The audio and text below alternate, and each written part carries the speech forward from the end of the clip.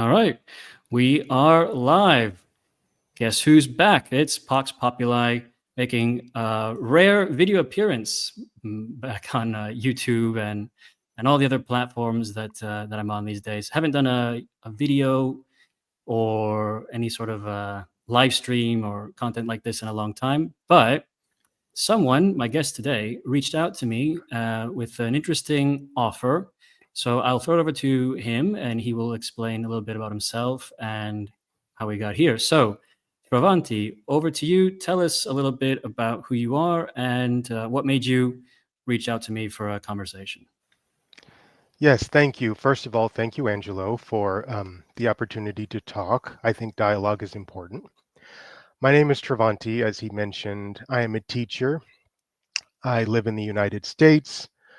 I have been studying philosophy, just the humanities broadly construed for a long time. I'm also a classicist, and I was I Pox came to my uh, notice a few years ago when I was typing in Western civilization on YouTube and I saw one of his videos. And I thought, oh, this should be interesting.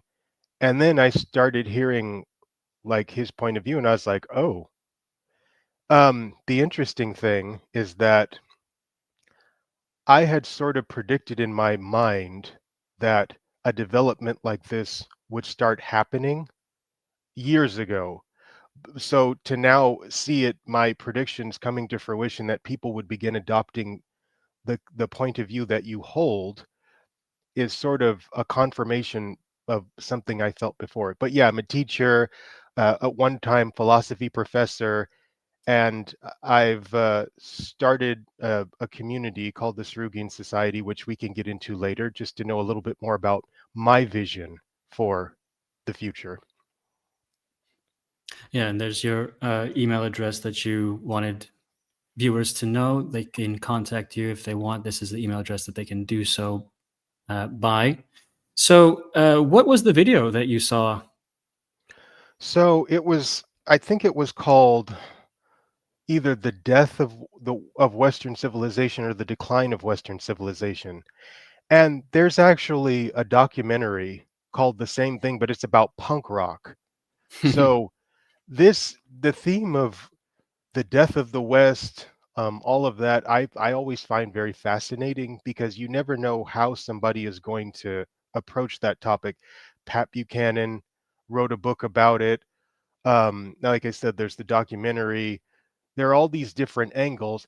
They're always very strange to me because, in my point of view, Western civilization has been dead for almost a century. So the fact that people pretend like it's this living thing is just very interesting to me. And I always want to talk to them like, when you say Western civilization, what are you talking about? What do you think that is? Well, was it the one that had the subtitle "Response from a Lowly YouTuber"? And it was me, like a much younger me, responding to I think Douglas Murray and um, a Jewish gentleman. I can't remember his name. He's kind of on the right. Was it that one? I think it was, and I think, yeah, you mentioned Douglas Murray's book. Hmm. So yeah, I think it did have to do with that. Yeah. If I remember, so that video was, I made that in my first year of this YouTube channel. So that was 2018. So much has changed. Some things remain more or less as they were at that time, both as far as developments around the world and my own personal views. Um, but I think even in that video, I did even say, and I pushed back on Douglas Murray and the other gentleman whose name I don't remember, but because, like you said, people use these two words, Western civilization, uh, really sort of in a willy nilly manner, and they never actually say what that means. And in the case of Douglas Murray and this other gentleman that was, um, sort of holding court about the decline of the West and Western civilization, all that, they were saying that. Uh, the great thing about Western civilization is that anyone can be a part of it, and it can be I remember the other, not Douglas Murray, the other guy. In fact, let me just check and see if I can find that old video and see who it was, because I would like to know the name of the person. Um, let's see. I have to scroll back in my catalog here. Yes, a long time ago. And let's check here. And let's see if I put the name Yaron Brook. I knew it started with a Y. I was trying to, if it was Haram Yazoni or no, it's Yaron Brook. So he's kind of like, these are both actually two neocons. And Yaron Brook, I remember particularly said, the great thing about Western civilization is that we can go and give it to other people. And we can actually, he used the words, we can give them culture. And that didn't sit well with me, because I was thinking, well, everyone has a culture. We in the West, quote unquote, aren't giving people culture. They already have it. And I'm not sure I quite agree that ours is inherently superior in certain elements. We can get into that later.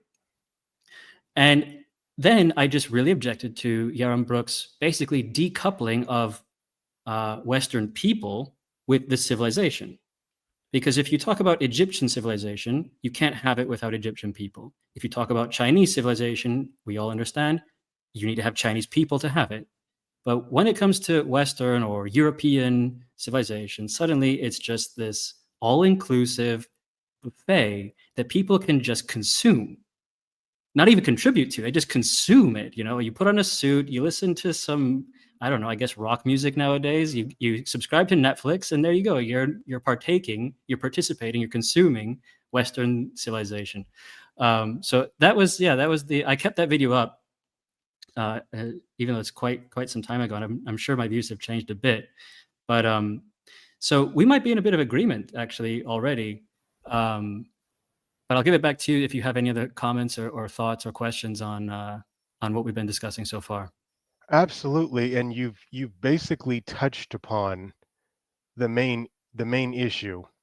Even before we get to the whole nationalist versus globalist worldview, it's what is the West? Because, like you said, if the West is like other forms of culture, then you're right. It doesn't make sense to say that it can be transplanted. Of course, we know there are people who like to appropriate other people's um, culture, cultural artifacts, their norms, their mores, things of that nature.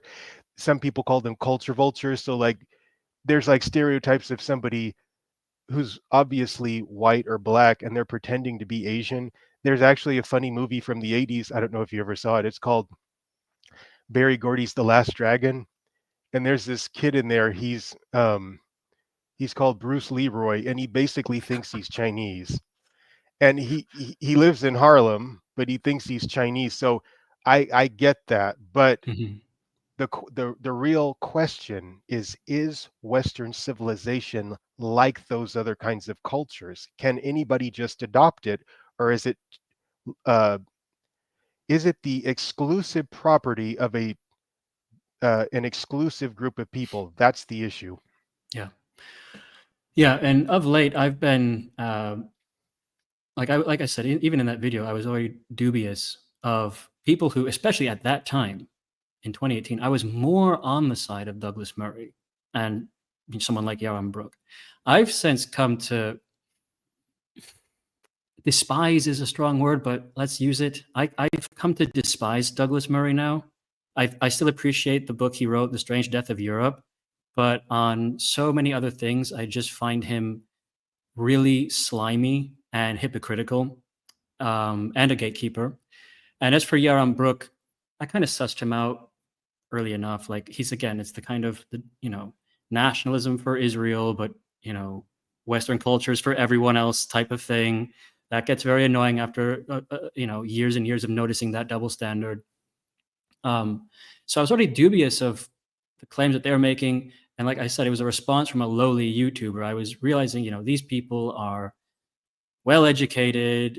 Douglas Murray is this upper class. The way he talks is just so upper class, British, educated. Who am I to go up against these guys? I know I'm just a nobody. But I was already thinking I might have to actually take a stance in opposition to people who I admire. But I think they're not making much sense, and they're wrong.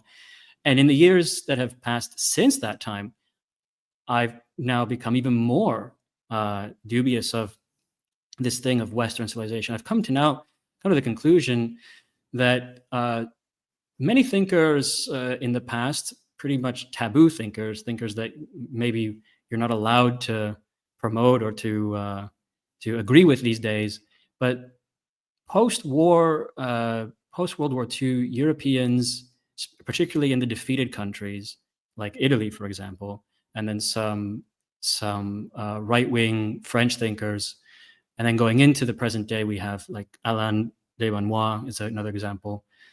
They were pointing out that basically now they already saw it coming, what we're living in now, which is basically mass man, mass culture, and it's under the auspices of America, basically. So when people say Western civilization or Western culture nowadays, how often is it just Anglosphere, American culture, American civilization?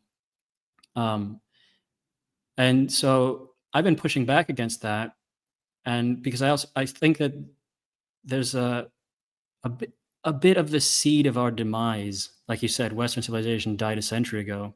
Yeah, probably like around World War One, and certainly around World War Two, and we're now just racked with so many problems. And I think that some of this Anglosphere liberalism and the post-war national myths, foundational myths that they devised after that are to blame. And so if we're going to just keep promoting and desiring the continuation of this thing called Western civilization in perpetuity when it's just the American post-war hegemony, I'm not so sure that's the best course for us to take. If we actually want genuine civilization, and we want, in my case, I want the European peoples, the diverse European peoples, to continue existing and have their own expressions of genuine culture and genuine civilization. It warms my heart to hear that you can see through the posture, the intellectual affectations of a fraud like Douglas Murray. I can't stand that guy. He Mm, is mm, so ridiculous as such a pseudo intellectual. He's mm, just like Ben Shapiro. I will disagree with you on he's not upper class at all. That's just a persona. mhm, He's not an upper class person. Um, and then I actually didn't know much about the other guy, but you're right. There is a there has been a tug of war between the neoconservatives and the dissident right. mhm, And it seems to me that ever since Trump became the president, the neoconservatives have been on the defense, and the dissident right has been on the offense. But before we go to that, we still have to touch upon that question. How do you define Western civilization?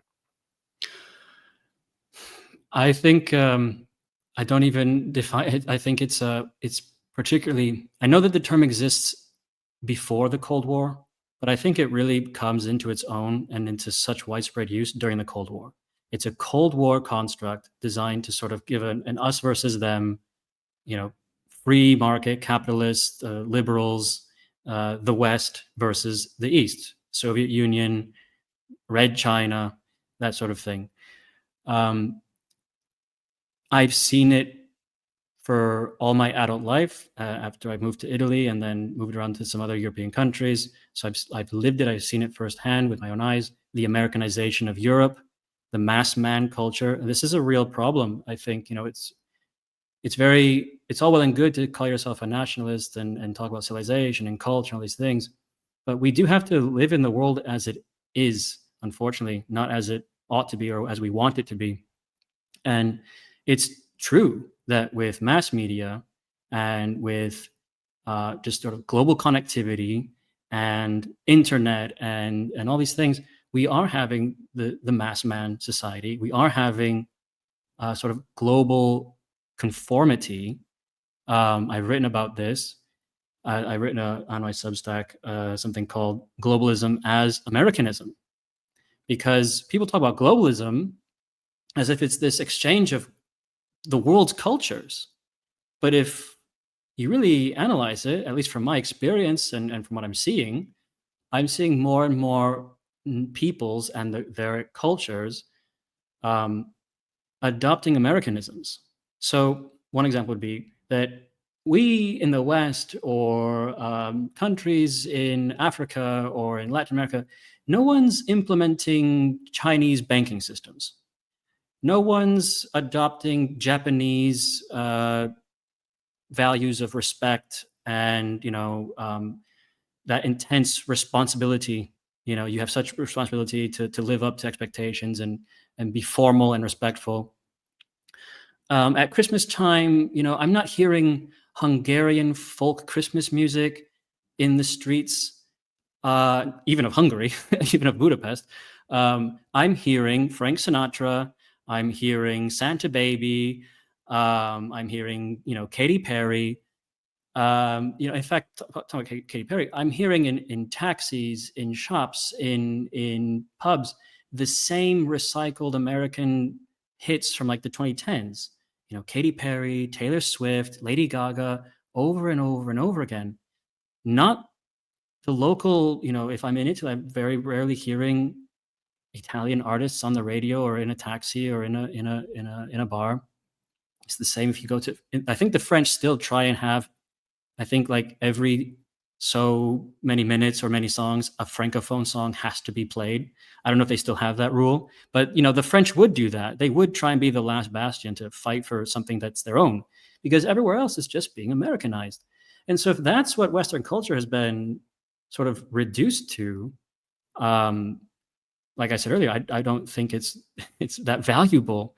We need something better. And so for me, Western civilization now, when I hear it, I just think of American cultural hegemony, American mass media, mass man societies. And what I mean by that is we're all just sort of being homogenized.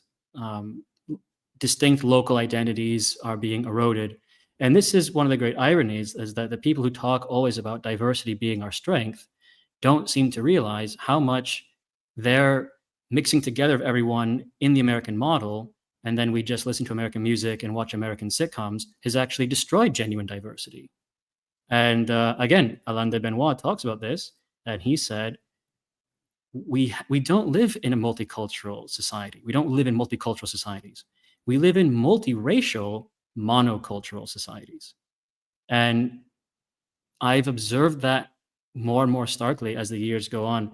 So to define Western civilization, for me, I would say it is the post-war American hegemony, whether it's in, the banking with the dollar, whether it's the media empire of America, or whether it's the sort of culture of the spectacle and the pop culture dominance of Americana, basically. Okay, thank you for that, and I understand your point of view a little bit clearer. Now, I would like to define what Western civilization is for me as I understand it. So, I agree with you in the sense that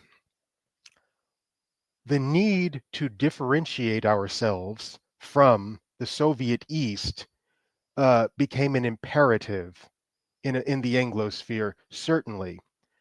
And so um, I understand that bit, but to reduce what's happened in the last 70 years, calling that Western culture, that's where I differ. And let me tell you why.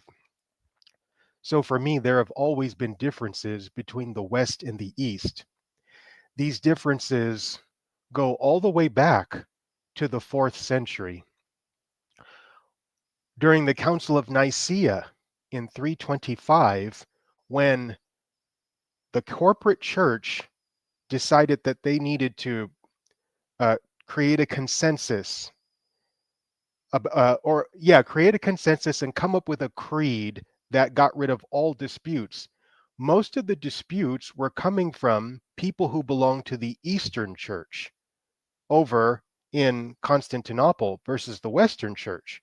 There were certain socio-political differences that created doctrinal differences. All right. So things continue, but then something happens in Western Europe. In 476, Romulus Augustulus is deposed by Odoacer. And for the first time in about 1500 years, no, not, yeah, 1500 years, the Eternal City has no emperor. And so I think it was Pope Simplicius, he becomes both the secular and the spiritual leader of Rome.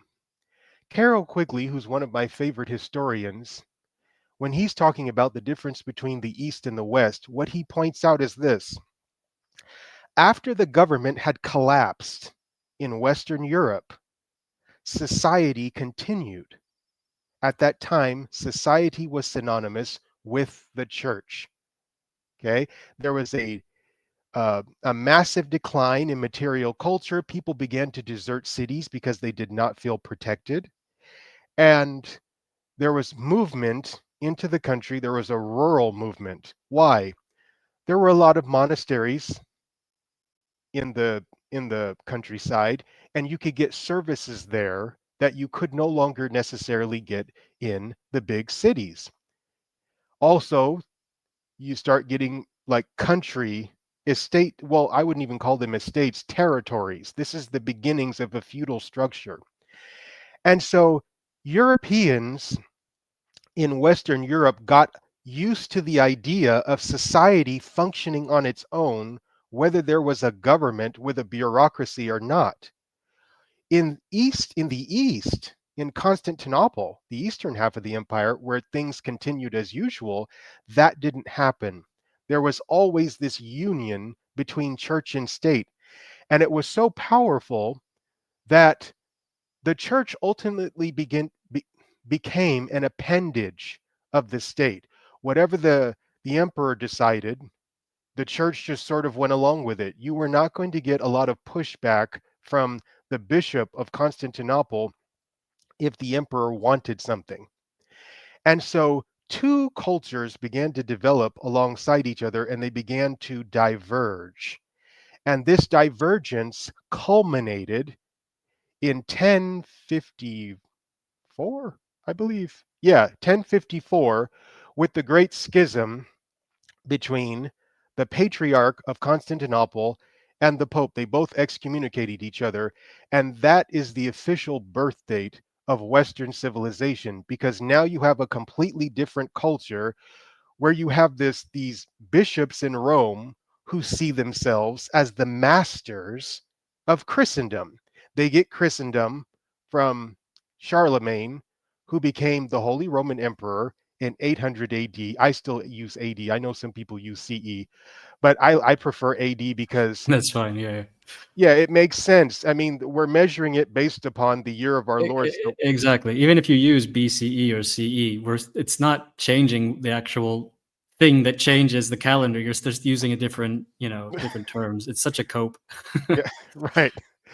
And so in what you find is that in the Greek speaking East, again, there is this union between church and state. There is a much more fully integrated society.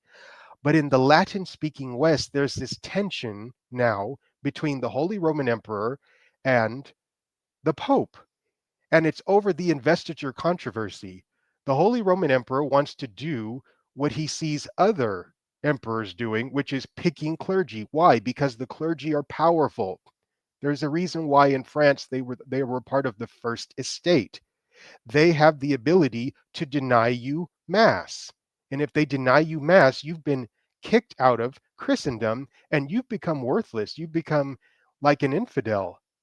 And so when I think of Western civilization, I think of a trajectory that begins with the Christian church and its sojourn in Europe, because these Christians who have been persecuted for several centuries now in 300 in the 4th century find themselves the masters of the empire that was at odds with them. And they're like, okay, so what do we do now? Like, how do we exist in this world until Jesus comes back? They create a civilization. Are you a Christian? Uh, If you don't mind my asking. Well, yes, but it's complicated. I am a Christian, but I know what you mean. yeah, yeah, it's Yeah. it's complicated. If you ask me, do I believe in Jesus that he was the Messiah? Yes, I do. If you're asking me, um, do I take comfort or feel a kind of consanguinity with the way that Christianity is practiced Mm, in modern day? No. yeah. I think the modern church is like a social construct, Mm, and mhm, I think that, like you were saying, with the massification of culture, I think it has been thoroughly democratized in a way that is bad, and it appeals to the lowest common denominator. And for me, that's just ignorant people who don't like to think, who I call them the herd. They're like lemmings. They run mm. in one direction or the other based on their feelings and not based upon reason. And I'm so currently I'm estranged from modern Christianity, but yes, I do believe that something happened during the first century AD. Okay.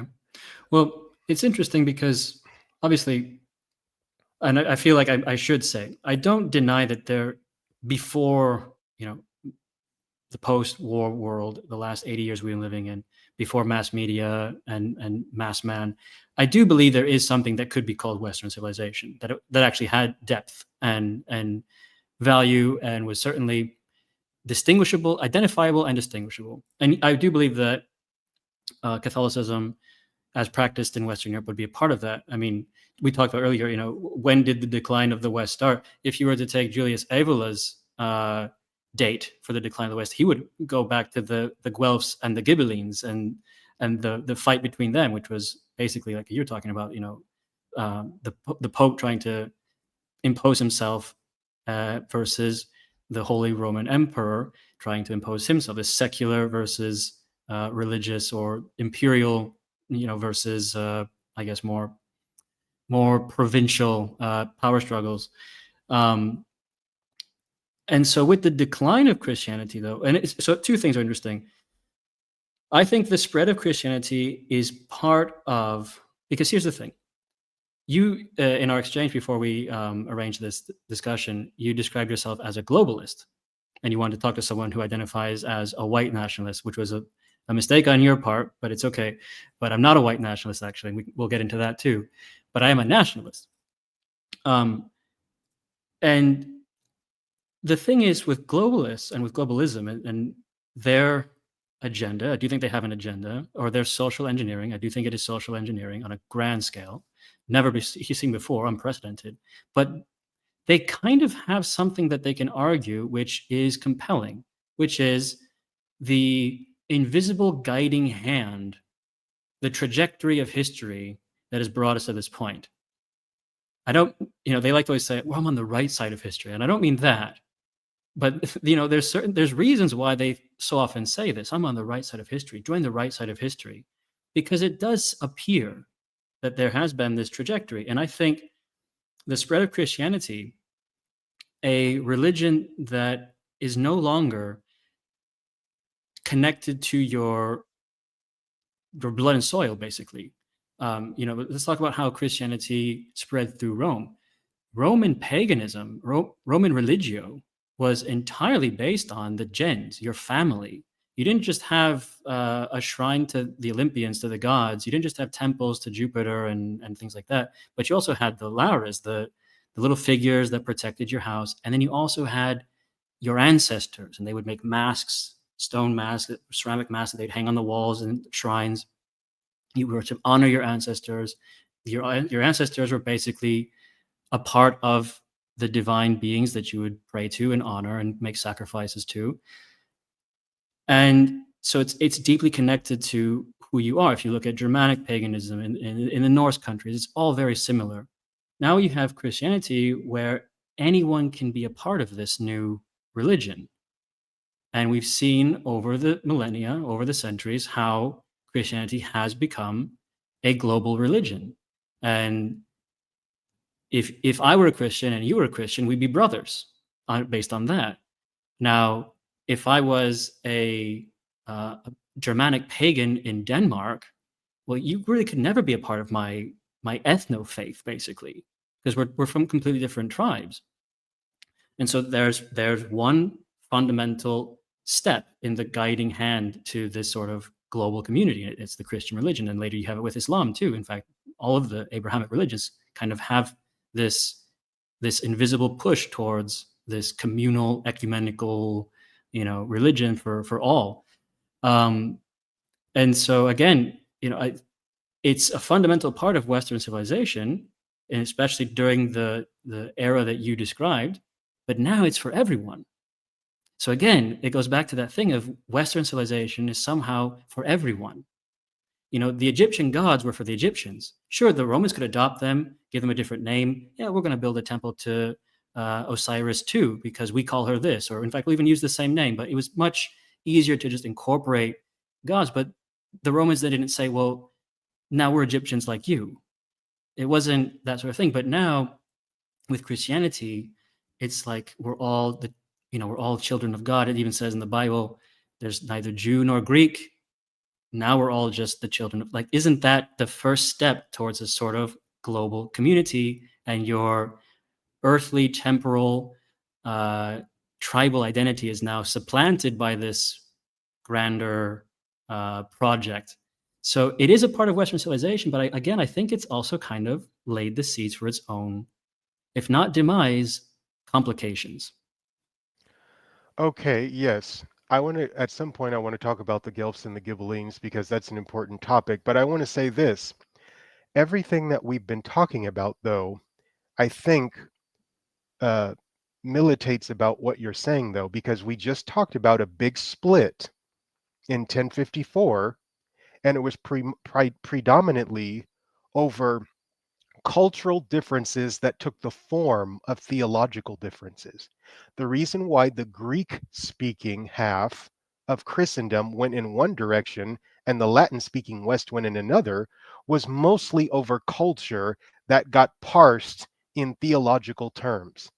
The and the cultures are different.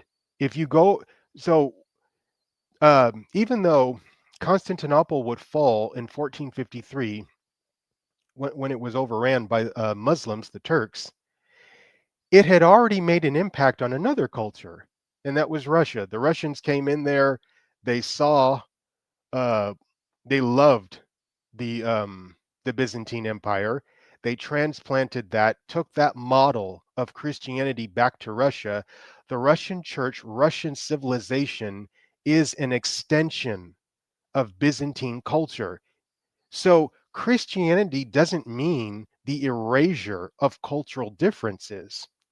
It has an appeal, which we can just discuss later, but I want to talk to you about the whole right side of history before we get back to the whole culture thing.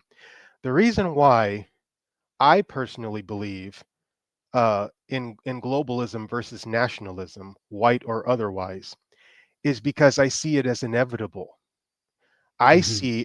I see a trajectory that goes all the way back to the beginnings of society. So when we're looking at uh, ancient ancient societies like post Sumer, Mhm. what we find is a kind of state that I call the tribal state. It's mostly ruled over by chieftains. The smallest unit is the family.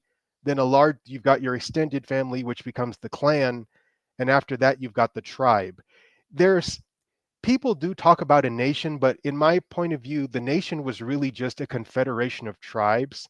The tribe is really where the buck stops. So, for example, the Kassites would be one tribe that ruled over Babylon. There had been other tribes. Usually, when there's a nation, there's like one tribe that controls the others, but it's still very much a tribal state. There's no, there's nothing like the United States of America federal government that if you do something wrong, they're going to send the FBI out to get you. Instead, the tribe is going to enforce uh, violations of the custom and things like that. And when you commit a crime, it's a violation against the tribe. Well, around the beginning of the Iron Age, This state, which is depicted in the Odyssey and in the Old Testament, begins to fragment a little bit, and a new development is taking place predominantly in Greece called the polis. There had been city states before, but the polis is more of an independent city state. And it's where a number of different communities come together and they form a super community. And there's tension between it. And what we find out is that in order for the city state to fully blossom, it ends up having to suppress the tribal state. And that's Mm. what happens in Athens. Okay. Mhm. The first great reformer is Solon, who during the late or the early 6th century, he begins uh, it, introducing measures that are designed to take power out of the tribal aristocracy and give more of a voice to the people. And Pisistratus takes over middle of the century, and then his dynasty ends. He's the last of the tyrants before the emergence of democracy, when Cleisthenes finally decides that in order to truly make way for a democracy, yeah, there was equality of speech, equality of power, and all of that, but the key thing that he does is he creates 10 artificial tribes in Athens, in Attica. These tribes occupy territories called dames. And now somebody, irregardless of their old tribal ancestry, has now been put in this artificial social grouping. And you know what? It works. Democracy comes into being. The most just form of society emerges, and it becomes, as in the words of Pericles, the school of all Greece. He had to suppress the one in order to make room for the other. It lasts until Alexander the Great ultimately overthrows the independent city state, but not without a transformation of human consciousness that the world had never seen. It was political, it wasn't racial. There was nothing genetically different about the Ionians from the other Greeks. It was based upon a tension between certain groups, and then a series of reformers who decided we have to make a choice. We can't have it both ways. You're going to have to either choose to embrace the future, which is democracy, or you're going to cling to the past, which brought us to this point. Because what was happening is you had various families fighting for control over the polis. And Mhm. until it democratized, that fighting continued. So then later on, the polis is eclipsed and the imperial state emerges with the Roman Empire. Okay. Yeah, there was a Hellenistic era that happened in between that. I'll talk about that later, but the imperial state comes into being, and now you have one city state that's controlling several territories. And guess what? There was an accompanying expansion of human consciousness. There was a cultural renaissance. There was a new way of existing. People enjoyed it for the most part. There were a few dissidents, for example, the Jews. They did not like it at all, and they rebelled in 70 AD, and they were crushed. History had moved forward. This was meant to happen. There were historical forces that aided and abetted it. Okay. Now, eventually, the empire ends during the 5th century, and a new kind of state emerges out of that. After Charlemagne, okay, so the empire breaks down. There's a chaotic early Middle Ages, and then Charlemagne becomes emperor in 800. He tries to reconstruct Rome. It doesn't work. His kingdom fragments because of Germanic rules for inheritance. So he had to Mhm. divide his kingdom between his three sons. Okay. And then we get a system called the feudal state. It was necessary, it met the needs of the time. It was not based upon race, it was not based upon any of that stuff. It was you were basically subjects of your feudal lord. And so people have a new identity as a result of that. That system ultimately gives way to the nation state. After, and this is intimately tied to the Reformation, Martin Luther is probably more than anybody else the founder of nationalism. Nationalism begins in Germany.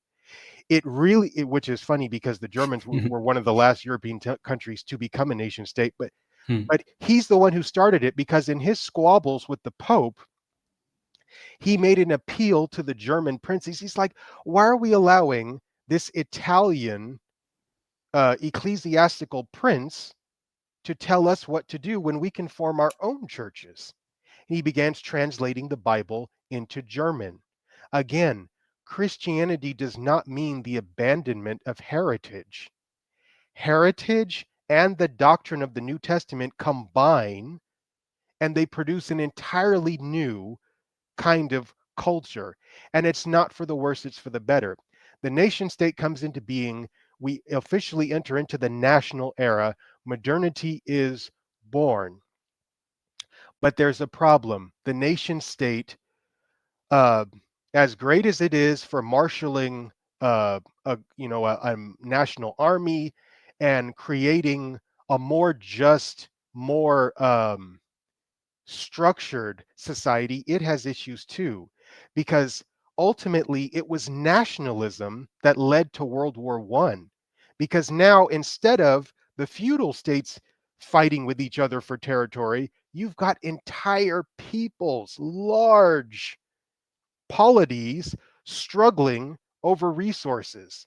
They're fighting for territories here, fighting for territories there, and eventually it's going to turn into a clash. That is where World War One came into being. World War One meant the destruction of old Europe, and then Adolf Hitler just wiped away all of it. I mean, it's really hard to put into terms the amount of damage that Hitler did to the European consciousness with his aggression. All chivalry was gone. I mean, chivalry and Western civilization had almost become synonyms of one another. Okay, and so now what I see happening is after the destruction of that old concert of nation states and the beginnings of American hegemony, we are headed towards a global state. And I don't look at it as a bad thing because, again, every time a new form of polity has superseded the old one, it has meant an expansion of human consciousness and the beginnings of a more peaceful order. Well, it sounds very Age of Aquarius. And look, I'm not gonna deny. I sometimes see it that way too. Only I don't see it as a good thing. But I can't deny that there have been many moments where I've thought this is just the way it's going to go, and this is it. It's going to be a global society. It's going to be a global culture.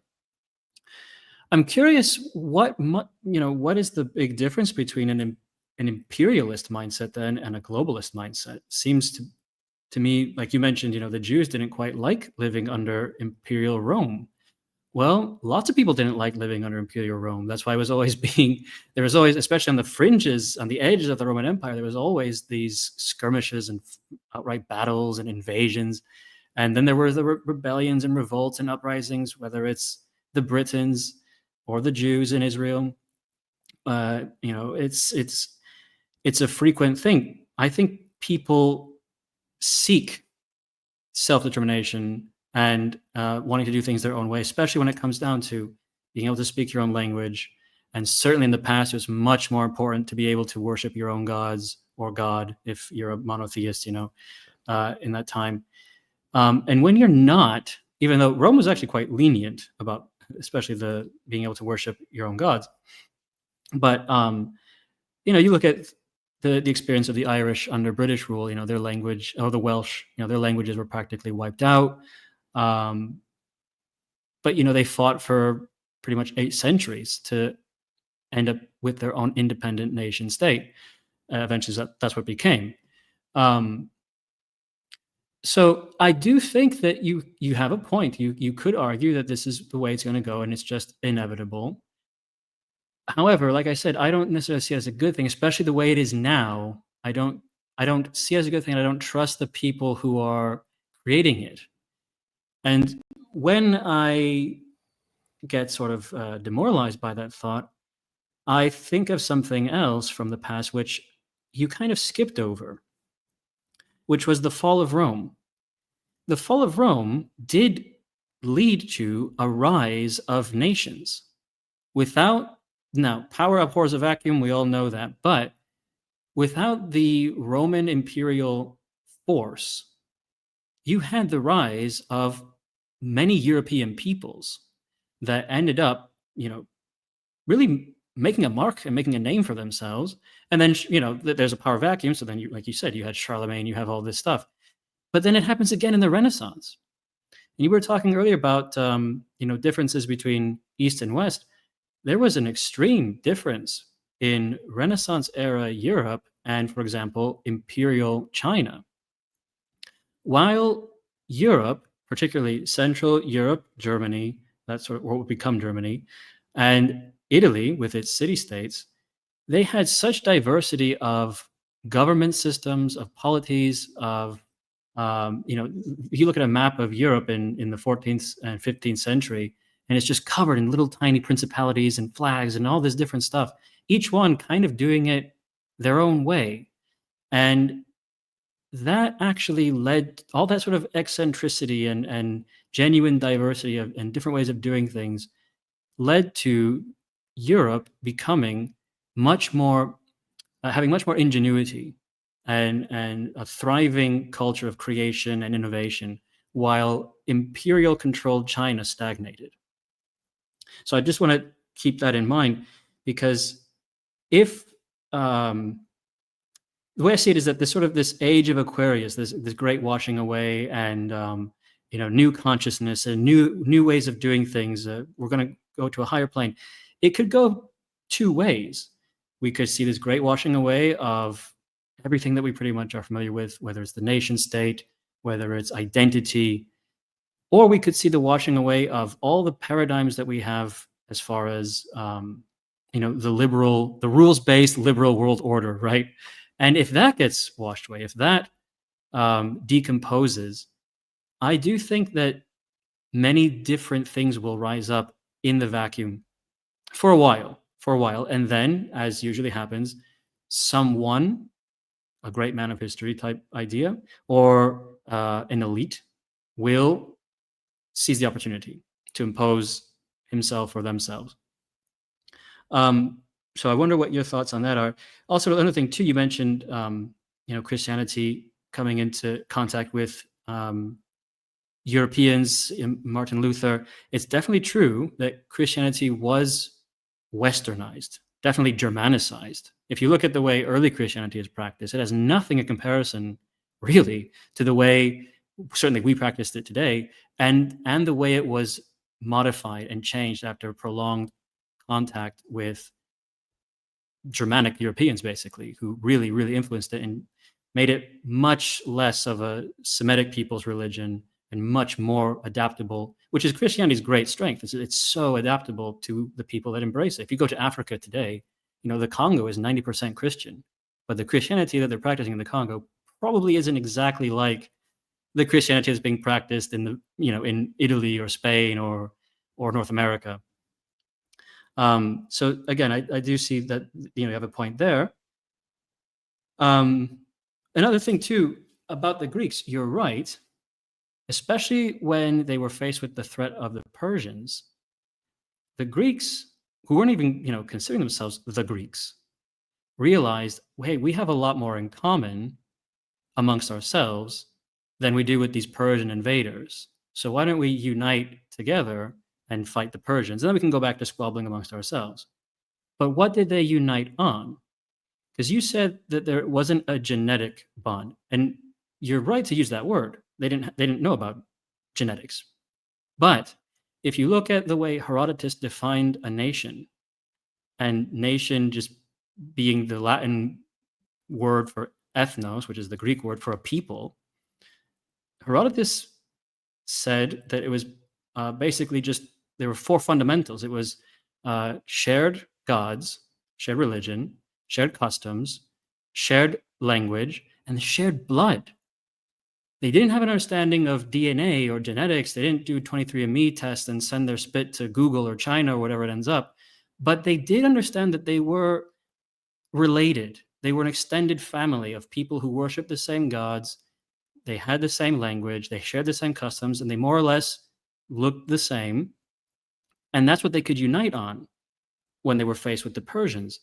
And there's a really interesting book by Guillaume Durocher. I made a two-part video series on it on this YouTube channel.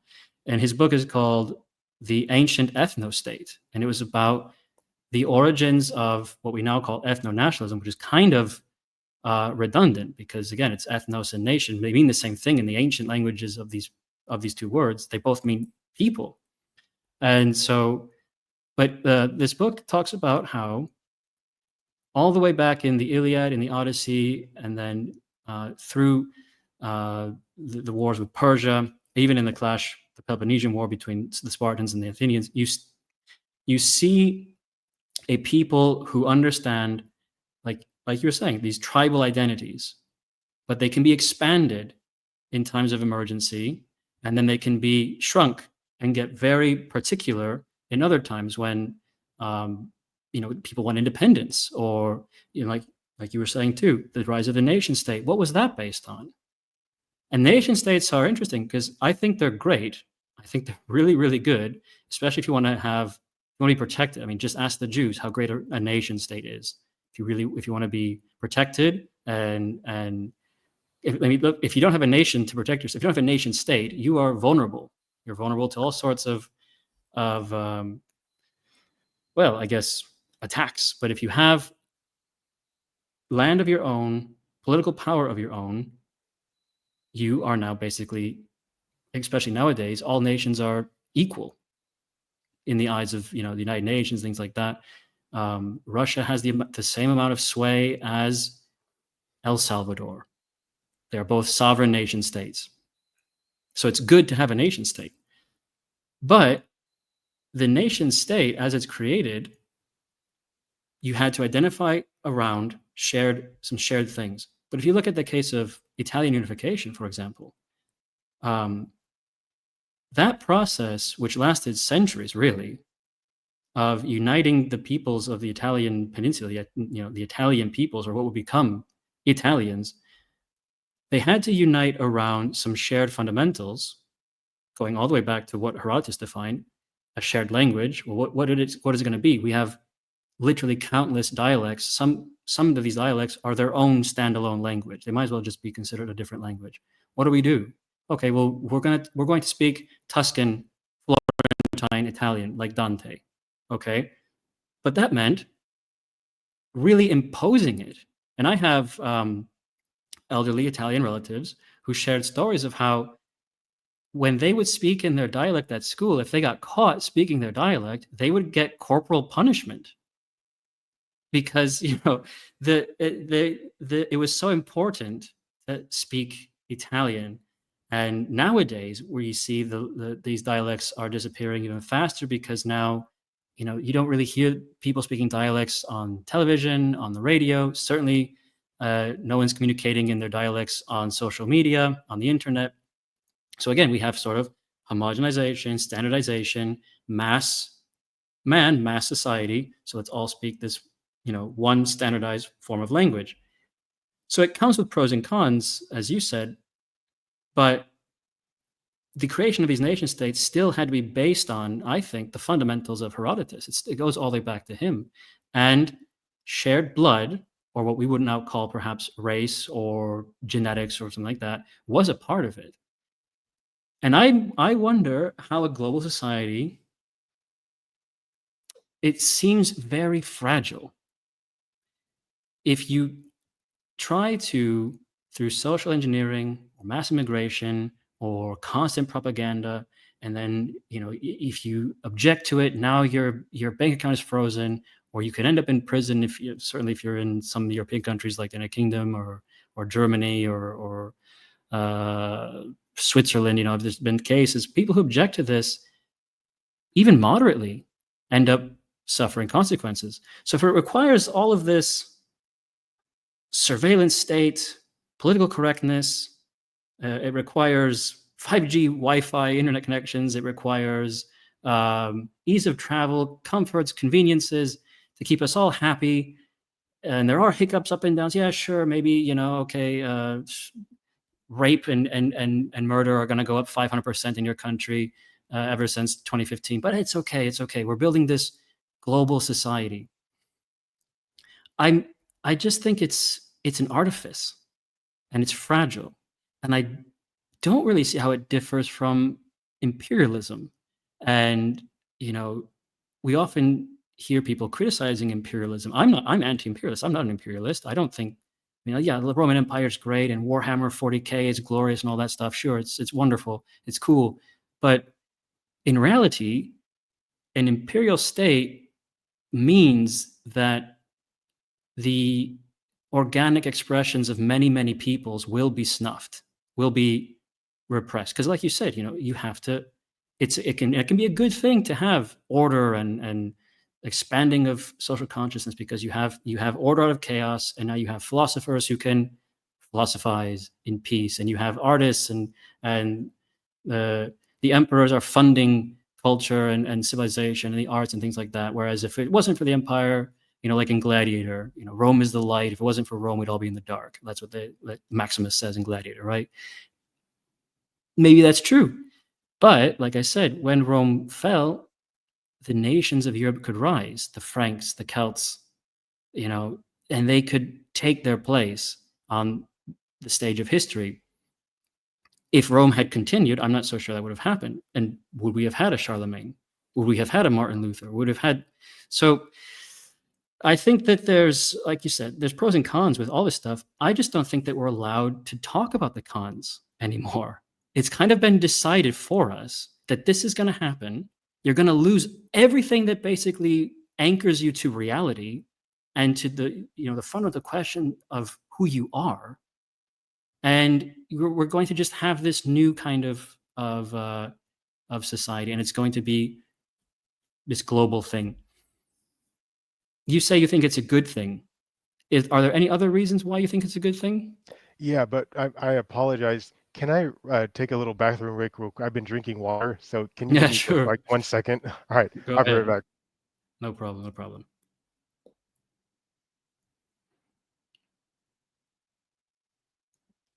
All right. Well, while he's gone, we'll keep the recording going. So, um, like I said at the start, this is my not long awaited or demanded return to YouTube. It was more of a polite request to be back on YouTube. So there won't be many more of these. It's just a one-off.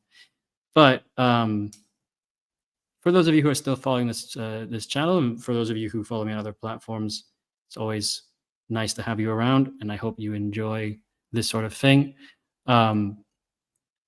Yeah, this conversation came about. It's fruit of my Substack page, so I'll take a moment just to show that.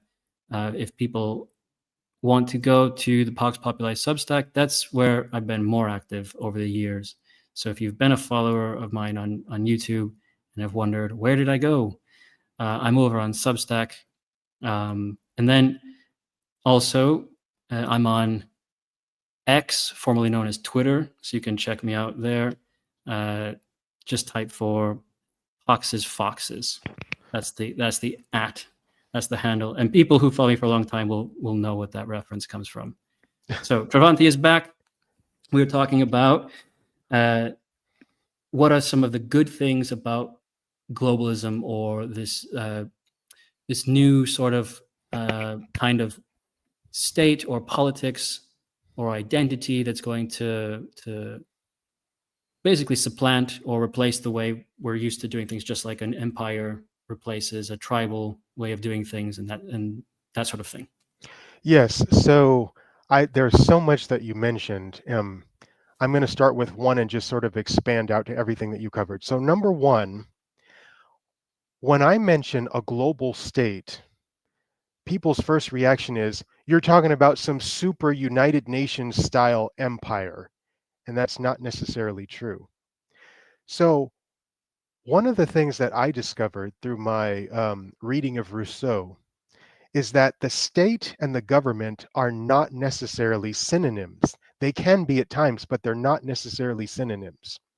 Because in his thinking, government is a mirror for the state. The state has to do with the general will.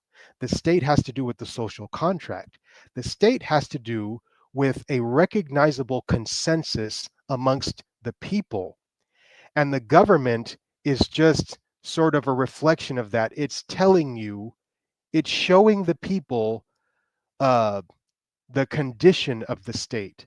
How do I know this? So if you go back to the Old Testament during the height of the tribal state, you can see that there was no government, but there was a state.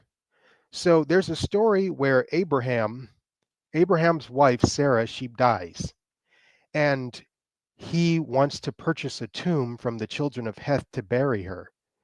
So he goes to them and he asks if he can do this, and they're like, sure. So they call in a merchant. The merchant comes in, he provides the money, and he basically uh, functions as sort of a notary for the transaction. All of the people, there's witnesses by the community, and they approve it. From now on, this tomb is recognized as the property of Abraham. This is not somebody else's. Okay? It's not necessarily based upon force so much as it's based upon communal acceptance. um, what would motivate a tribe to want to go attack a violator of a custom? It was the fact that the surrounding communities say, hey, there's a system, there's a tradition that we respect. And if you violate that, there are going to be consequences. So that is the nature of the tribal state. It's not because there's some supreme government over it. So what happens is that when there is a crisis in a specific iteration of a state, it begins to break down. The consensus begins to fray. And that is a sign that a new consensus is needed. A consensus is something that you have to work for. It's not something that just springs out of the ground. It is built. So it is a construct. Democracy, the polis, empire, whatever it is, these are not things that just spring naturally out of the ground. You have to build them. That's what makes us people. Spiders build webs, birds build nests, we build states. Okay? So, to get to your point about the Greeks, it isn't that life was terrible underneath the Persian Empire. One of the remarkable things about Persian kings is they allowed a certain level of latitude to all of their conquered peoples, the ethnoi. They were allowed to more or less run their lives on a very local level, but of course they had to pay tribute. And that was the issue. The Greeks did not want to pay tribute. Paying money to something is often a marker for freedom because it's an extension. And so, was there some blood part to it? Yes, but at the same time, the Greeks were not homogenous. You had the Dorians, you had the Akkadians, and you had the Ionians, and they all saw themselves as very distinct. Where the unity comes in is actually the Greek upper class, the aristocracy. They were the ones that created as much of a uniform trans political culture as anybody else, because without that group, uh, uh, what is it called? Not patronizing, but subsidizing and funding pan-Hellenic things like the Olympics and the Isthmian Games and all of these different festivals that Greeks would come to and recognize their shared bonds. There would have been fighting amongst them left and right because individual territories uh, they didn't necessarily always like each other. And so that's one thing that we haven't talked about is the nature of aristocracy, the nature of an upper class, and how that plays a part. Even when you're talking about mass culture and you're talking about the nation state, I've noticed a tendency in dissident right people to always focus upon the masses. And you're not talking about the nucleus of a specific state, which is the aristocracy. The aristocracy are extremely important. And once the aristocracy begins to degenerate and to give up its cultural prerogatives, its status as a true leader of the community, that's when the rest of the society begins to fall apart.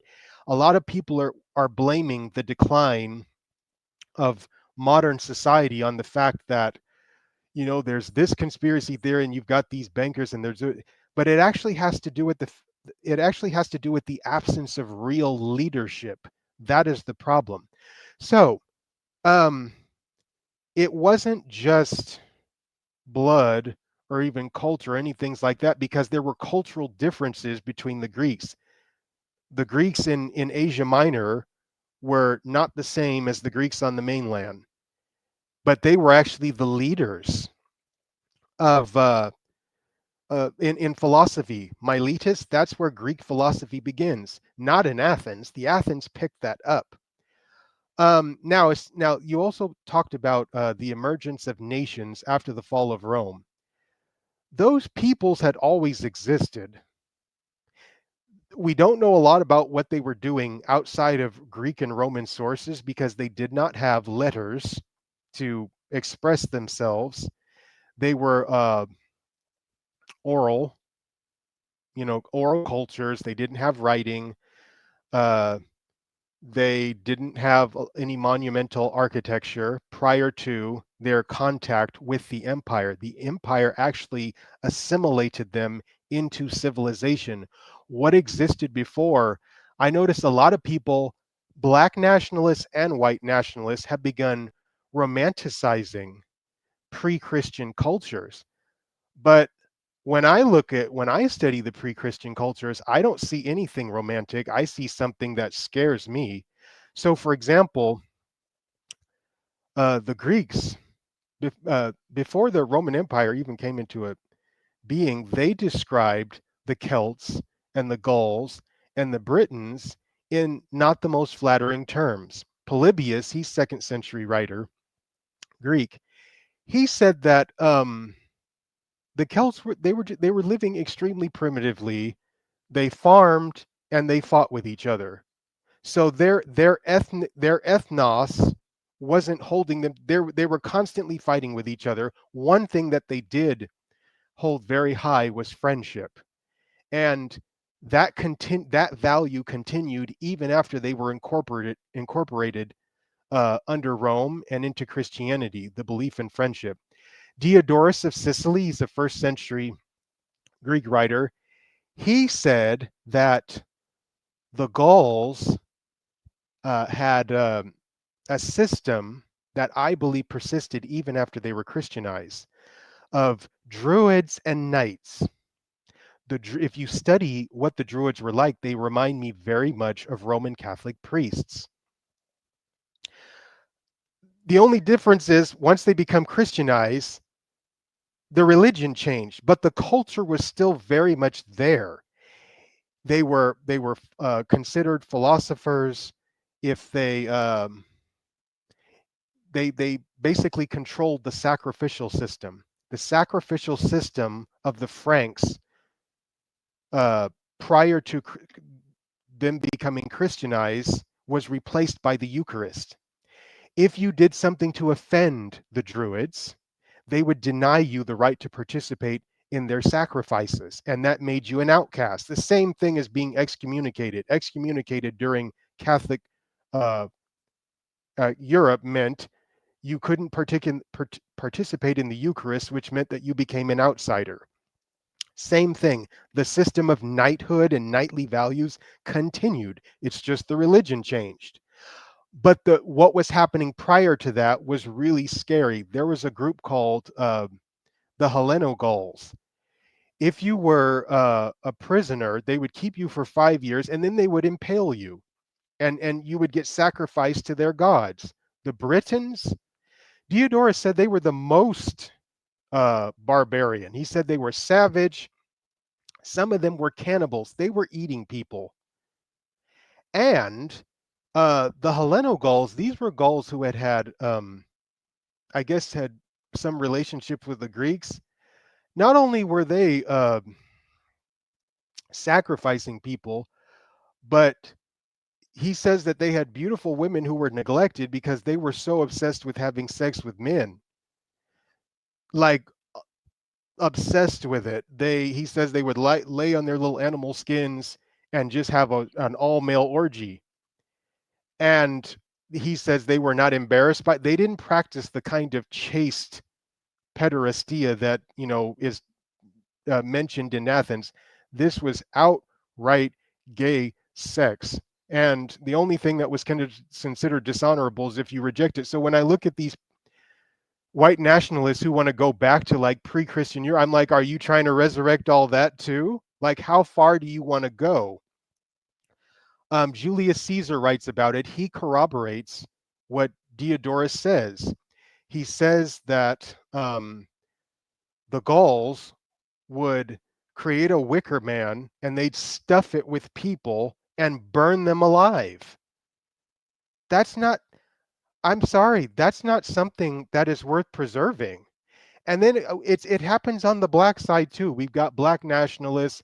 They're like, oh, we're going to practice Vodun, and we're going to go back to Ifa, and we're going to go back to these Europe. And I'm like, are you going back to the human sacrifices? Like, this stuff was improved as a result of the empire and Christianity. Christianity definitely improved society because that stuff was terrible. Did the torture continue? Yes, it was being carried on by the Roman Catholic Church, but it was much less savage during the High Middle Ages than it was uh, previously to Rome.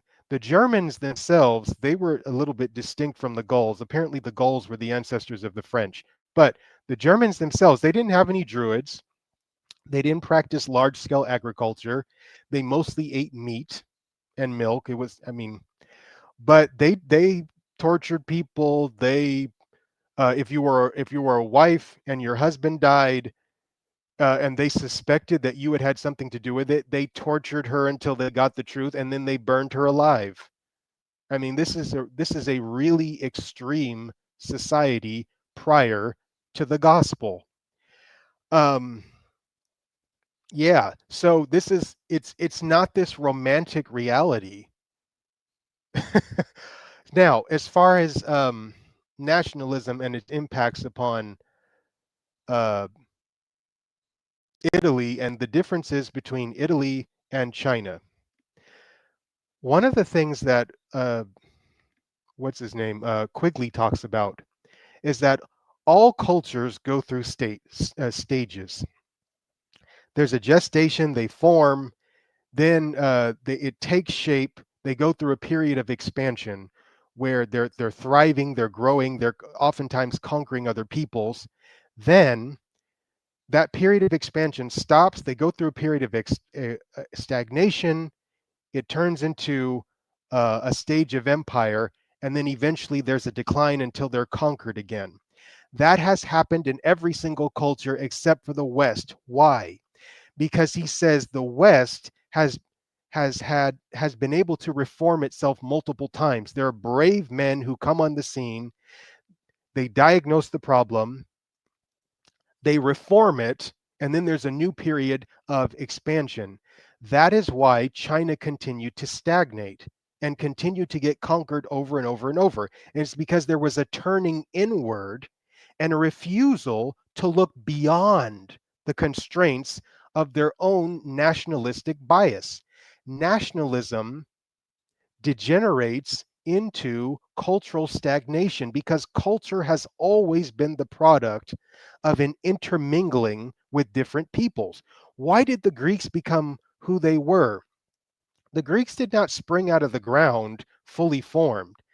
They were already a part of a pre-existing culture.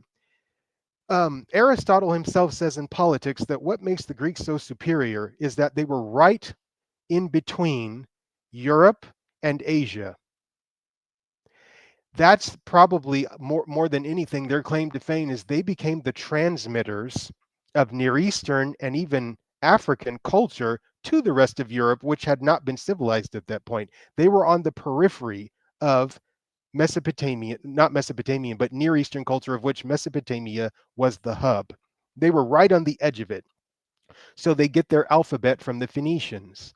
They get their gods from the Near East. They rename them, but it's the exact same gods. Baal and Zeus are the same person. Um, they get their art and their architecture from the Egyptians. There's a period uh, during the archaic era where Greek art looks very Egyptian. Their statues look Egyptian. Why? They were imitating forms. Now, why were they doing that? Because they were on the Mediterranean, and that's where so much trade was taking place. They didn't have a negative point of view of the Egyptians. They didn't have a negative point of view of really anybody. The problem was when these now independent city states started feeling like they were going to have to pay tribute to Persia. It was over money. And that was where they felt the need to begin differentiating themselves. But if you look at the earliest Greek cultures, the Cretans, Minoan civilization, the Mycenaeans, they're very much a part of the ancient Near East. They're just on the edge of it. They're close enough to Europe. Romans, the same thing. The Romans emerge out of Etruscan civilization. Etruscan civilization was very much a Near Eastern based culture. They begin differentiating themselves because they don't like the system of kings. So that's where the republic comes from. So there's a backlash against that. The reason why the Germans and the Gauls and the Celts were culturally stagnant and engaging in so much fighting is because they were cut off by the absence of trade. And so, if you want a thriving culture, there's nothing wrong with having an identity, but you can't separate yourself from other people because that's where civilization comes from. You take something from this person and then you incorporate it and you use it in new ways.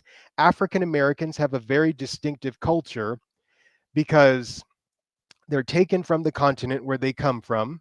They're introduced to Anglo-American uh, forms of culture. They find Christianity, and then a whole new African American culture emerges from that. Music, dress, all kinds of stuff. It comes afterward.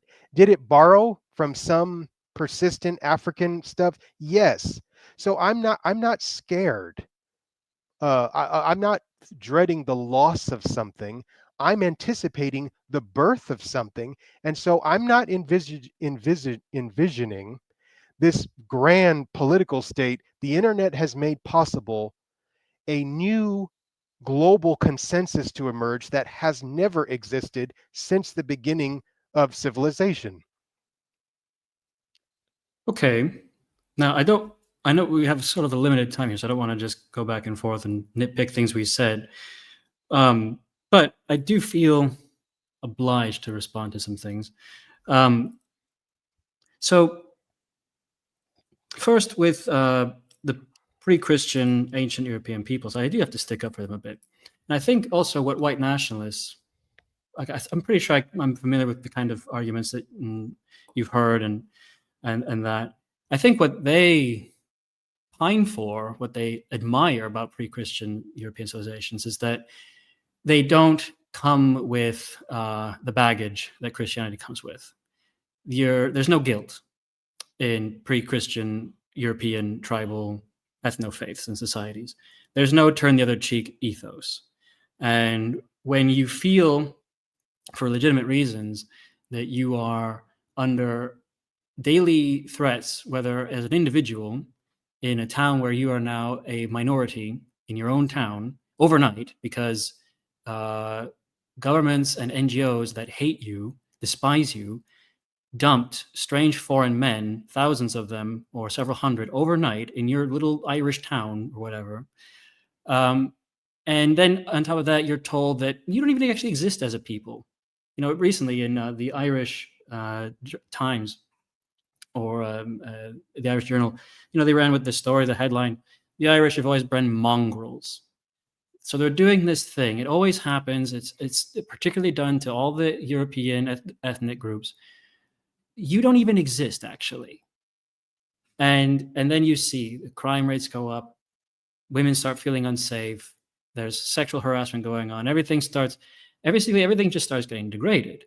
And then, but you're told, oh no, welcome the stranger like Jesus would do.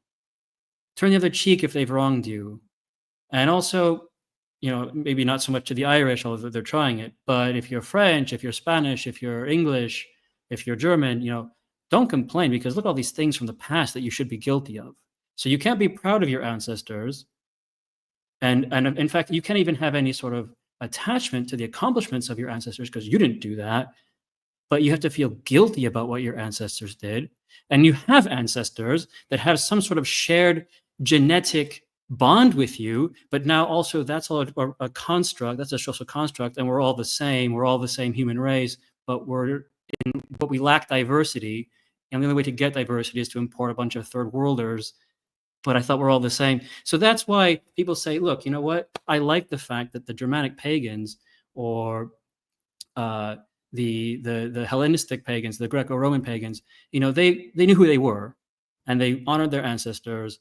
They had their own gods that were basically an extension of their national family, their tribal family.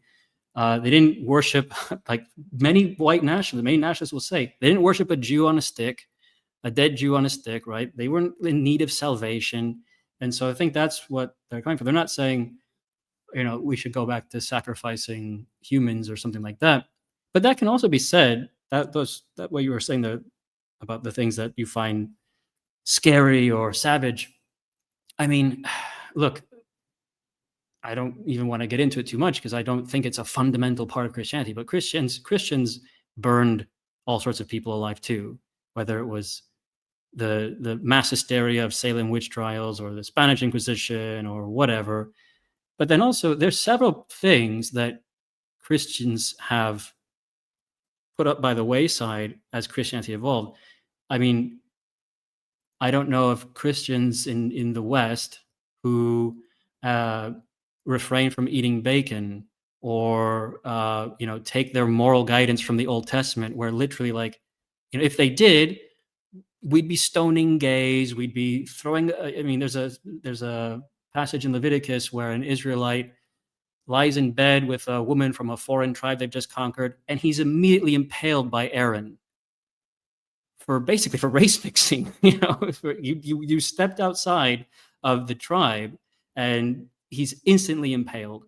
I don't think Christians are, doing that. So I think that if pre-Christian religions, and there seems to be all sorts of revival movements, if they had been allowed to continue with with their own trajectories, I'm pretty sure that some of these practices of, like, we have here are the prisoners of war from our successful battle. Let's hold them captive for 5 years and then blood eagle them or something. I'm sure that these things would also be over time adapted or changed or even done away with. And then also coming into contact with Rome. And by the way, too, the same thing, Christians said the same thing about the Romans. So that your civilizational force at the time of the ancient age, Rome, was also accused of being savage and heathen and barbarian and doing all these terrible things. So a lot of this stuff, I know it's primary sources, but we have to take into account, is it propaganda? Is there an agenda behind it? Because then the Romans are also saying that the early Christians are having these secret meetings where they are eating babies and consuming flesh and doing all sorts of shenanigans. So I don't tend to put too much weight on that kind of thing. I look at what were their structural beliefs, what did they believe was important in life, what did their religion inspire them to do and to be. And I think that's the appeal that it has. I know, because I know people like this personally. The appeal is that, the Germanic pagan heathenism, or Celtic, or Greco-Roman, it's us, it's ours. It didn't come from somewhere else. It doesn't teach us to feel guilty and we need salvation and we're born into sin and all this stuff. And crucially, at this time in our existence, it doesn't teach us that we have to welcome all the world, we have to welcome the stranger, and we can't, because this happens so often. You live in the United States, so I'm sure you know this. Whenever a conservative Republican objects to immigration, what's the number one thing that a liberal likes to say in response? Well, Jesus was a refugee.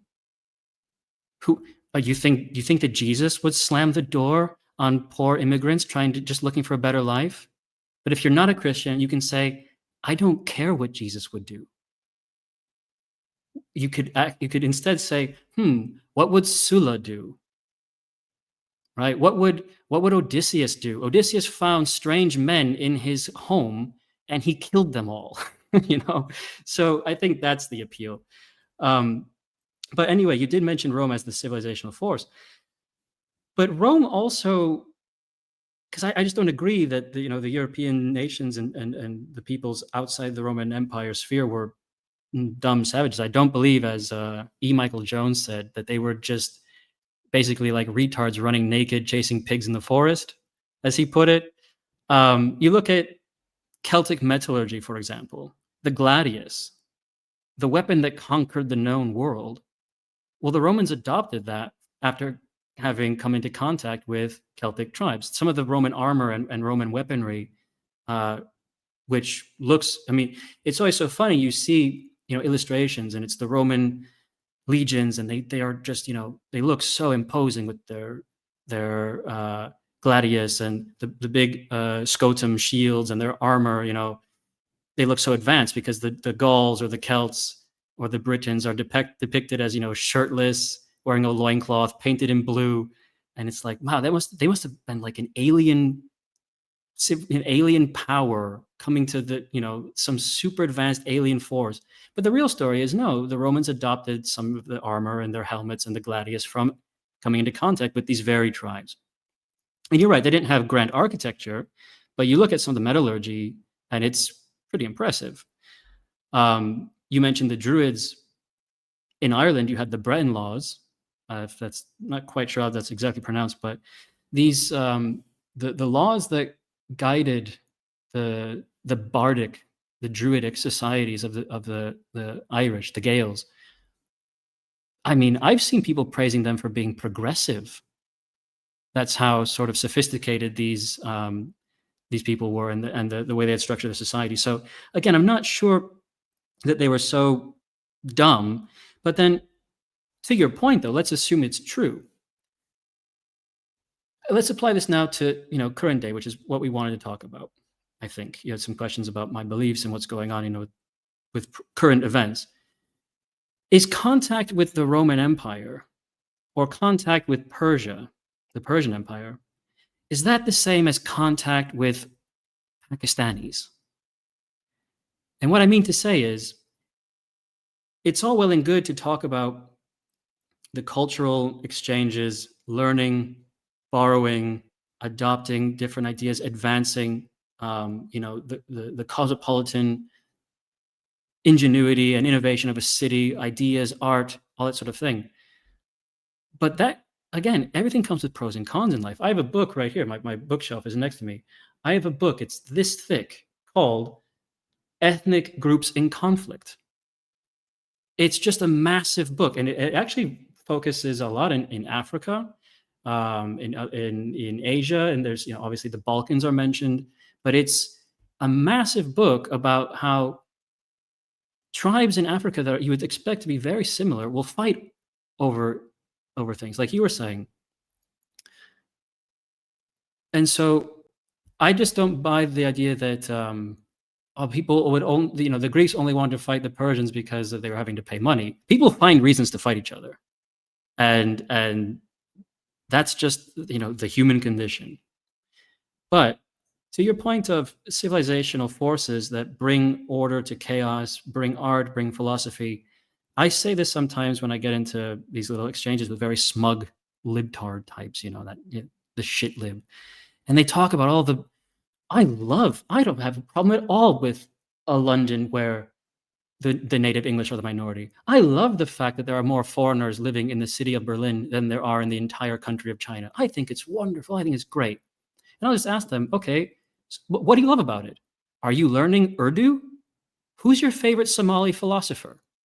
Are you going to Nigerian dance classes? Like, what are you doing? Why do you say you like this so much? Do you just like the misery of the working class that's been displaced? Do you like the misery of your political rivals who don't like these changes? Is that what you like about it? Because what are you actually doing?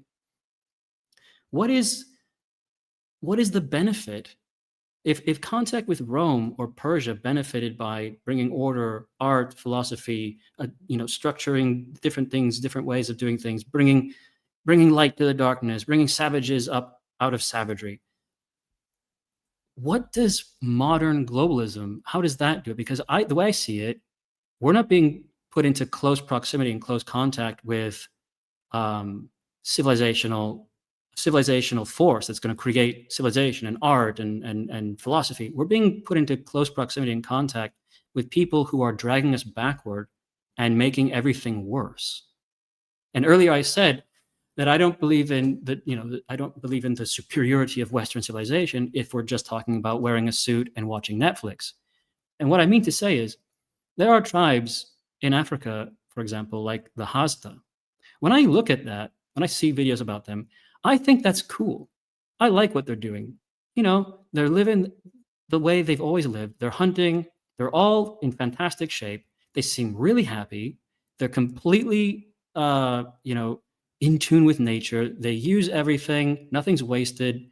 Um, and if they want to continue that way, I don't think it's Yaron Brook or Douglas Murray's place to go and impose Netflix and 5G and TikTok on them. If that's what we're talking about is Western. And I don't even think it's their place to impose Bach and Beethoven and Aristotle on them. They're doing their thing, and that's fine. But if you want to now have, a Hasda tribe flown by Iberia Airlines or British Airways and just dump them into like some town in England or a village in Spain, and then they start raping kids, and crime starts going up, and it's and I even said before, even if it weren't for the crime going up, even if all of this mass movement of people, if everything was fine, if it was all wonderful and we were getting along happy and the thick book on ethnic groups in conflict never had to be written, I still think it's wrong to, like literally overnight in some cases, reduce Native people to minority status. I still think that's wrong. So those are just some things I wanted to say. I think you made your points. You expressed yourself well of what you believe. I don't want to, like I said, be nitpicking everything. So let's bring it to the things where we disagree on in present day, and because you did have some questions or some things you want to challenge me on. So I'll let you take the time to do that. Yeah, so here's the thing.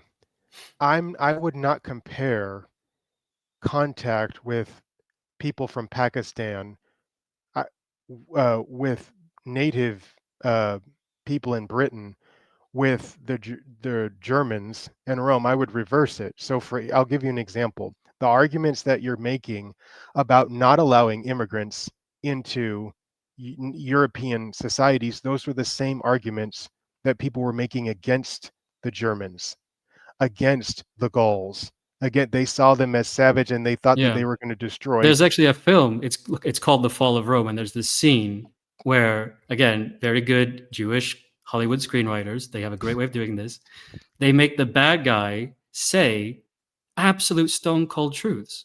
He's in the floor of the Senate that his political rivals have ushered in these savage barbarian Gauls with their big long blonde beards and everything, and he's saying, "You want to invite these people in and give them Roman citizenship? Are you crazy?" And he gives a very impassioned and well-informed speech about why this is a terrible idea, but he's depicted as the villain in that story because why? He's basically a prototypical, he's a racist, basically. He's a xenophobe. He's a Roman supremacist, and he's depicted therefore as bad. But everything he's saying is true. And Hollywood does this so many times. They do this where the bad guy says all the things that are actually true, but then you're not. He's bad, so you're supposed to feel bad about it if you agree with him. Yeah, great point. But so here's the thing. What you're talking about, rapes and things of that nature, that has to do with the persistence of tribalism and a resistance to this new society that I'll just call modernity. It's an ideological state that ultimately superseded the nation state. We just don't know that. Being an American is not the same as being a German or being a Persian. The nation state assumes all of the things that you're talking about. But in the ideological state, which to my mind is laying the groundwork for the global state, which will be a large ideological state, it's you don't have to have the same blood or the same culture or any of that stuff. You just have to adopt a certain framework for understanding people.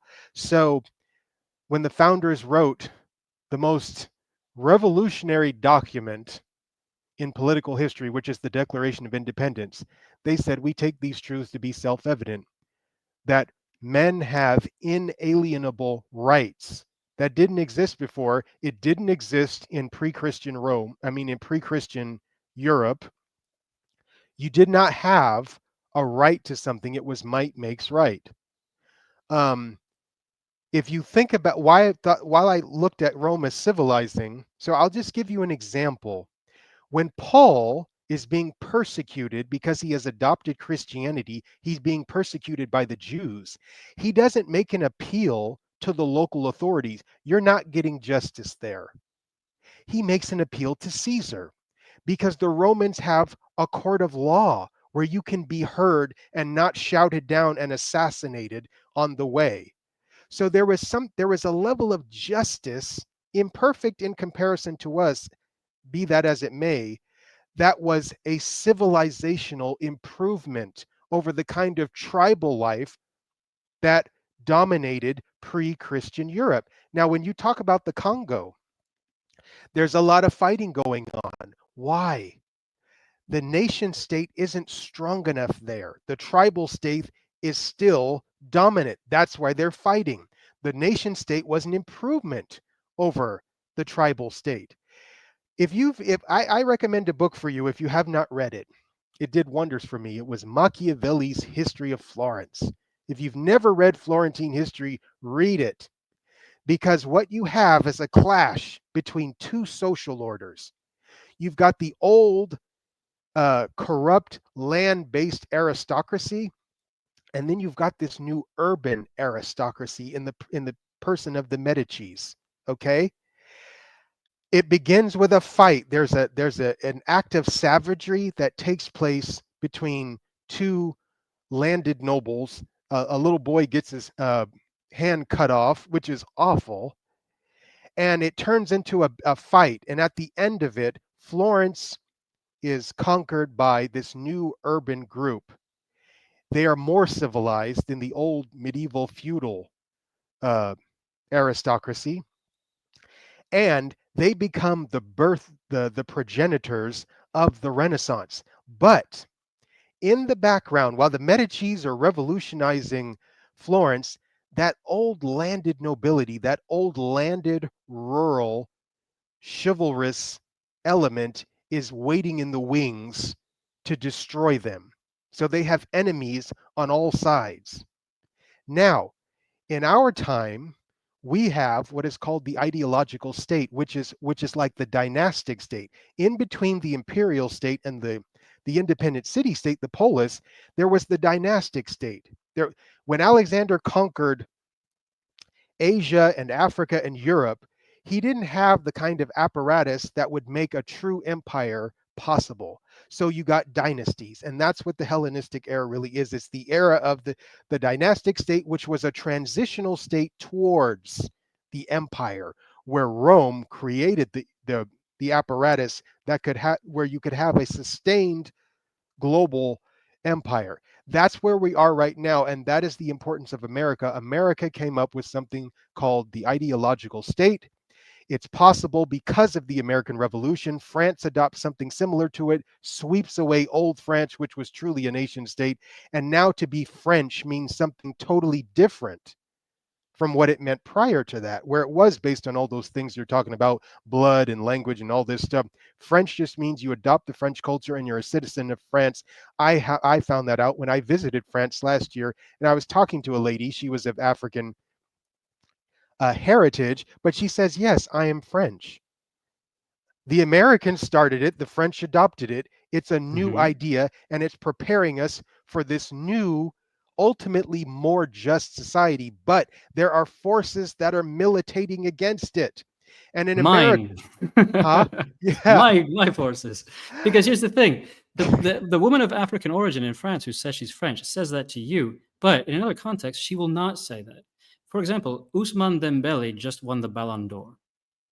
His mother said it was a victory for all of Africa and all African people. When France won the World Cup, Trevor Noah celebrated it like this: Africa won the World Cup, because the French national football team, a soccer team, is comprised, well, they won it in 2018. In 2022, there was a moment in the final where the only player on the entire French team at the moment of the 11 men on the pitch was the goalkeeper.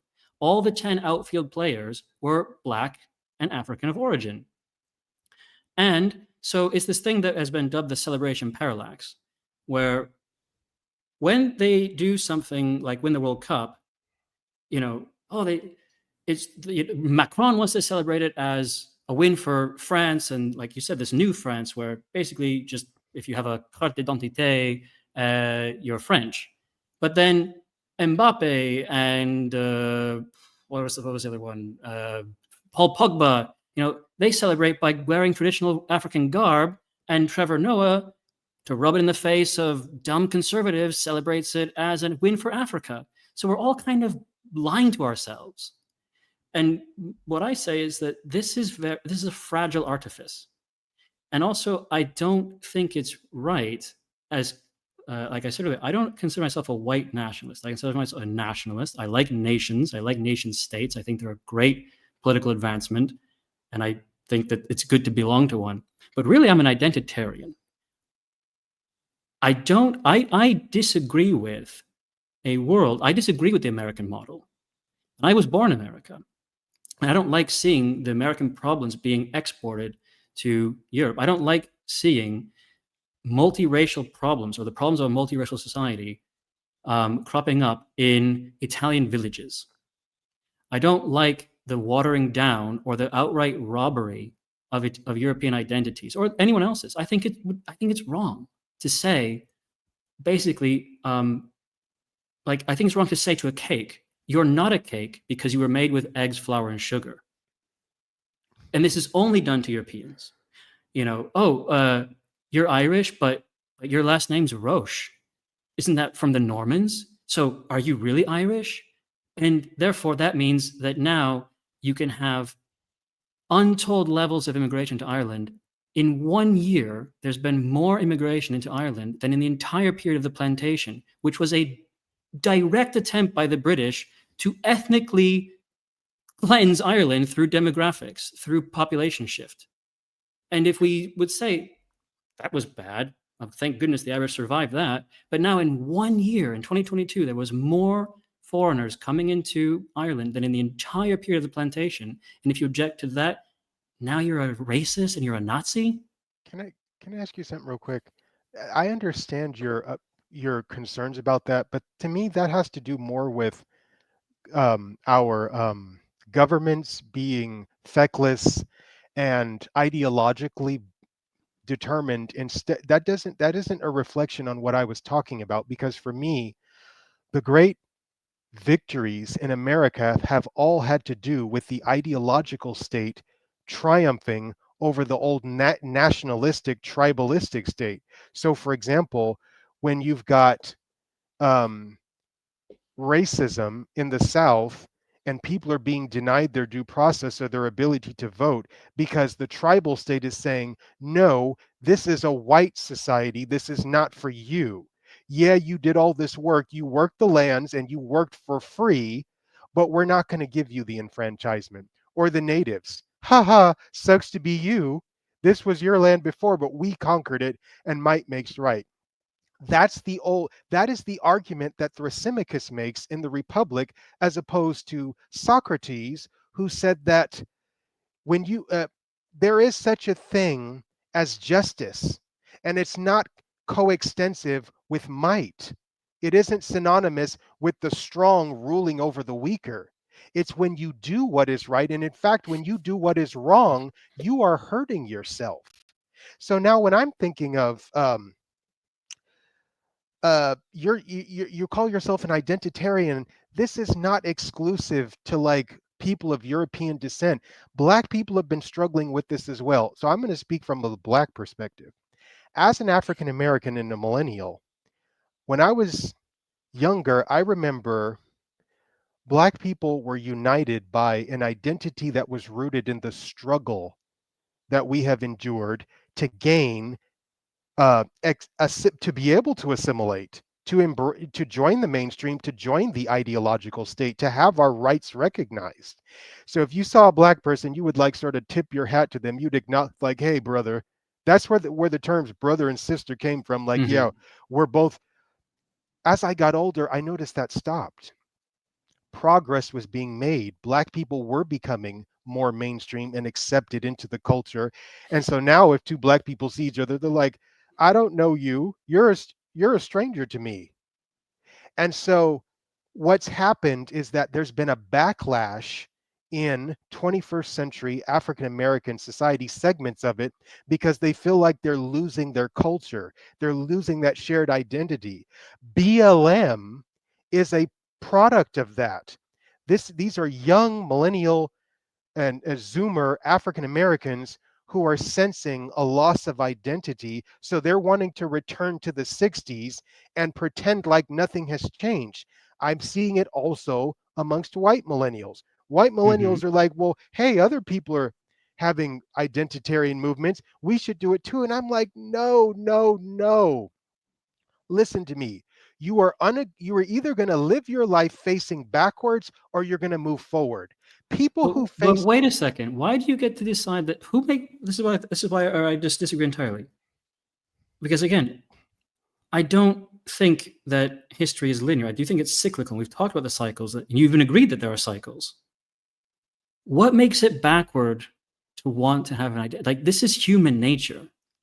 People want to feel like they belong. And if people, under your ideological state or under your new model of things, as we're progressing, I guess to use that term, moving towards that, if people are starting to feel alienated, depressed, unmoored, they don't belong to anything, they're glum about it, they're confused, they're being, whether they're black or white in America or somewhere in Europe, their identity is being taken from them or diluted or insulted, and they want that sense of connection with something real that's not an ideology. It's because, again, like, hey, like you're saying, two black guys can say, hey, brother, we both get to vote in American elections. That's not really deep compared to, hey, brother, we come from that same ancestral origin of the struggle and of a shared ancestral bond that is expressed in many ways, and it clearly means something to people. So why is it backwards to want that, and it's forwards to pursue your vision? because it is a return to slavery.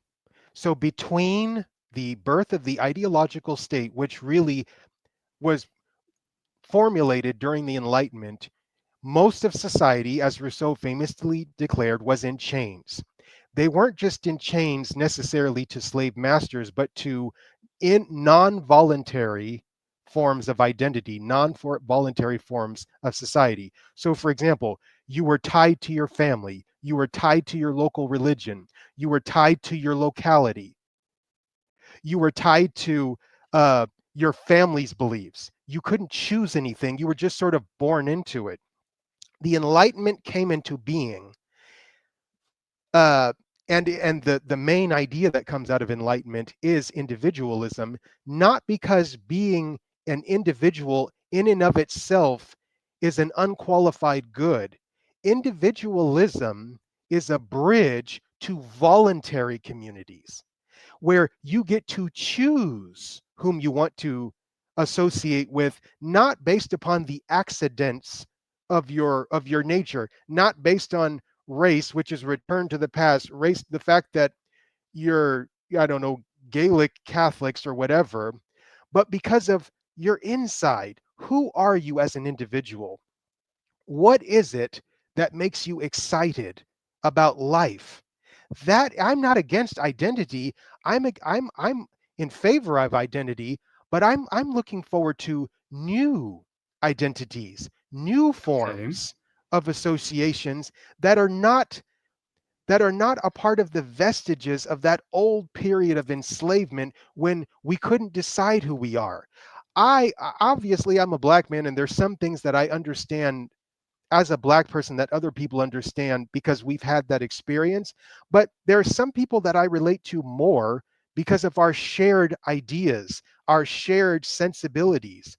I want to associate with those people. And if they happen to be black, wonderful.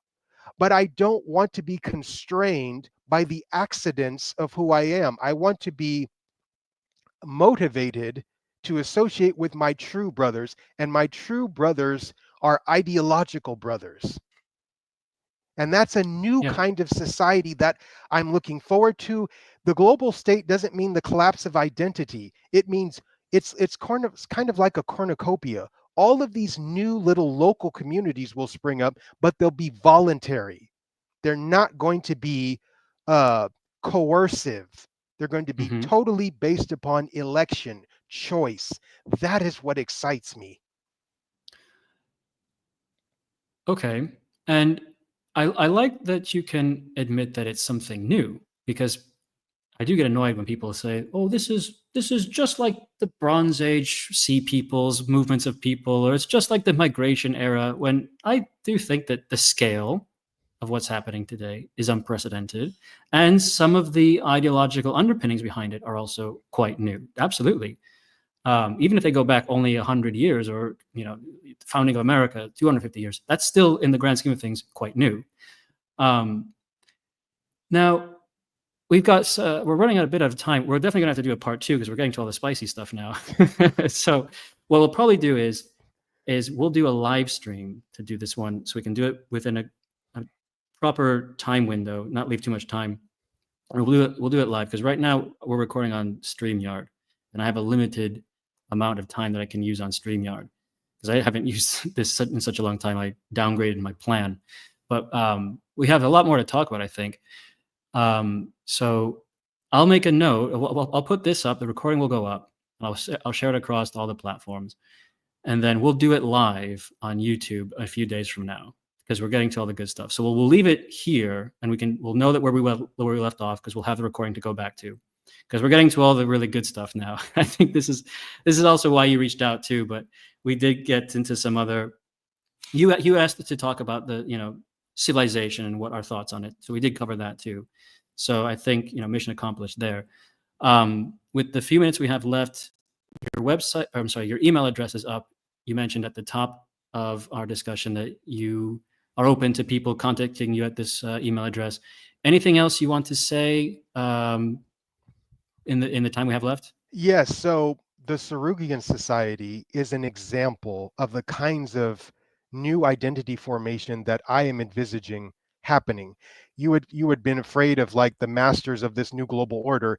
They're only masters because they haven't had a lot of competition, but I think the intentional community movement is going to provide them. We're going to see new conceptions of personhood, new conceptions of a polis, and I believe there is the possibility for a new kind of Western civilization to emerge, and I'd like to discuss that with you. But the Sarugian Society, I think the main issue right now is men. Men are in a state of depression. I Mm-hmm. think they need community. They need Mm-hmm. exclusively male communities Yeah. where they can develop themselves intellectually, emotionally, spiritually. It's essentially a workshop for a new order of being. And it's because I'm a classicist and I'm a philosopher, it's modeled upon the Heteria movement, the social clubs of ancient Athens, which made democracy possible, which made politics in the new way possible. And so, if you want to belong to my Heteria, I'm inviting people uh, of whatever background. If you want some good conversation, you're not going to get this kind of conversation in the university setting.